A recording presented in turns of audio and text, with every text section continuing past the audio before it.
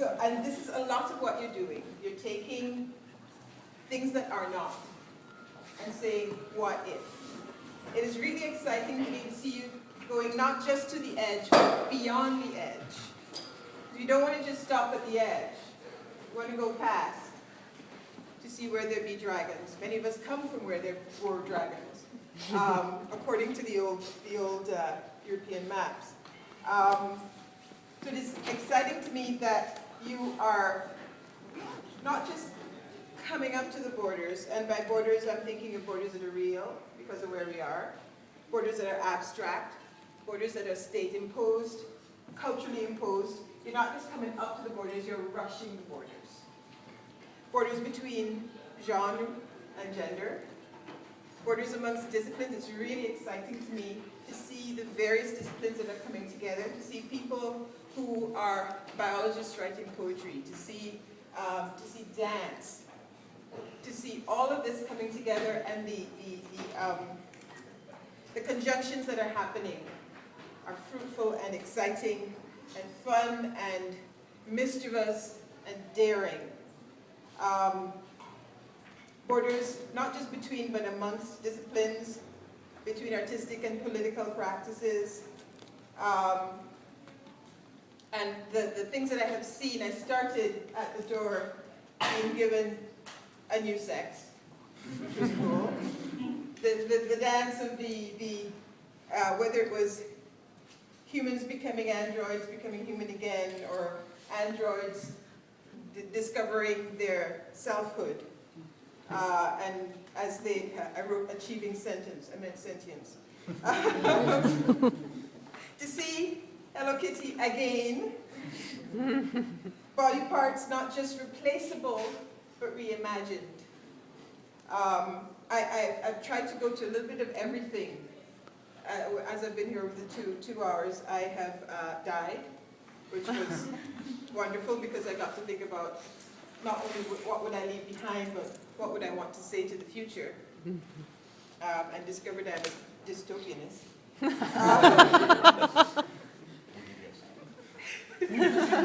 Boundaries. See, I'm not even liking the word boundaries because screw the boundaries. Amongst languages. And when you think about, I often, as a science fiction writer, get the question, real or implied, why? Why do you want to do this? This is about, unicorns and spaceships, who cares? And thinking about it and looking around at the faces, looking around at the bodies, looking around at who is making this work.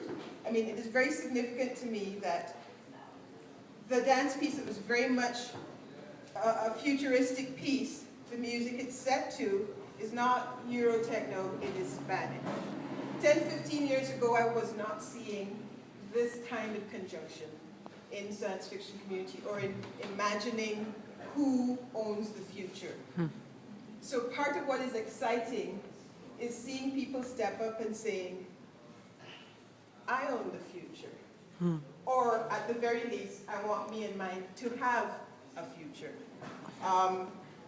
So as to, when I think about why you use the mode of speculative fiction, why you use the mode of science fiction and fantasy, every few months I come up with a new reason, because I'm always having to justify myself. And this, it actually happened to me a few days ago. I had another inspiration about why. And it's because it's the perfect idiom for saying a bunch of things. I mean, think of even the worst science fiction films you've ever seen, and you'll be able to see some of what they're getting at. And they say things like, you used to think I was your inferior, but you have another thing coming. You used to think you owned me, but you have another thing coming. You used to think my country was your playground, but you have another thing coming. You used to think I was your creature. You used to think I was a machine. You used to think you were the center of everything. You used to think you ruled the world. You used to think I was less than human, but you have another thing coming. And it is not only declarative in that sense, I mean, in the sense of it's very good for writing in second person, But in the sense of making I statements, I used to think I was less than human. But wait, I know better. And that is what I see a lot of this work doing. It's challenging what we are taught to think of as what we can expect, what we're taught to think of as the right way to do things. Seeing people who are not trained in a discipline, taking the courage and the right to move into it and express themselves in that discipline will literally bring tears to my eyes. Because we get to, and we're told all the time that we don't get to. This space is making the lie of that assumption.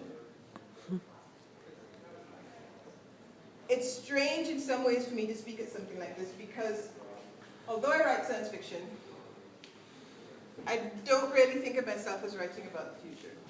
I mean, I write fantasy as well, and that's more about the past, but it's all about how you take charge of your environment. Who gets to take charge of the environment, what the environment is. And if I tried to speculate on what would happen in the future, the story would fall apart because we're human beings. We are random. You're not going to know 5 minutes from now what we're going to do, much less 500 years. And many science fiction writers would agree with me that we're not really writing about the future, we're writing about right here and now. We're turning a mirror, a funhouse mirror, on right here and now. To get us and everyone else to think about what we think of as the status quo. So I don't write about the future. I write about identity, I write about ownership, the ownership of our languages, of our cultures, of our experiences. One of the hardest things I have to do as a teacher is to convince my students that they get to write in their own vernaculars. Everybody's trying to write proper. And, you know, I've tried everything from telling them it is the most boring thing to read. I don't want to read, you know, an expository essay. I want to read what you have to say. So that is part of what I try to instill in people is that they get to claim their languages. They get to claim their ways of expressing things. They get to claim the future, the past, and the present. And this is what I see happening here today. The first thing I saw as I walked in is that poster there. That is an ackee, for those of you who do not know it. Ackee is the national fruit of Jamaica, which is where I'm from.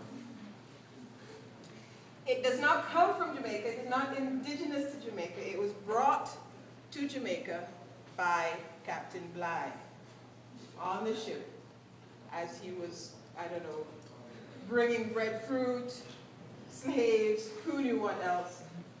That thing came from, I believe, Ghana, from the Akan people.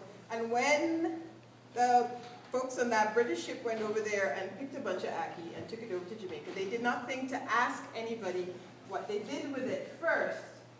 Nobody in Ghana eats ackee, because ackee is poisonous.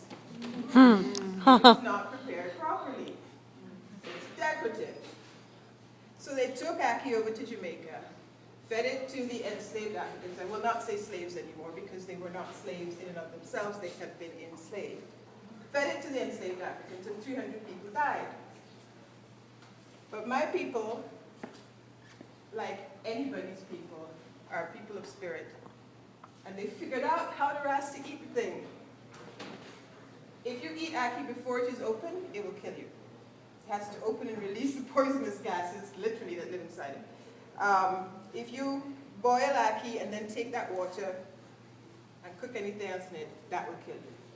However, if you take those little yellow, the 3 yellow arrows, I think they call them, on the inside there, boil them, cook them up with some salted cod, the best thing ever. And the spirit of a people, of any people, of peoples, because increasingly very few of us can say I am one thing. I think is what will carry us into the future. This is one of the more fun ones. I mean, they're all so much fun, but the idea of cars as plants, the idea that the future, we have a lot of cautions. There are all kinds of things we need to watch out for. But possibly, we can actually work with this planet that we have been given. The mix of hope and necessary caution and irreverence that you're bringing to what you're doing here, you should all be very, very proud of, and I thank you for letting me see what you're doing. Thank you.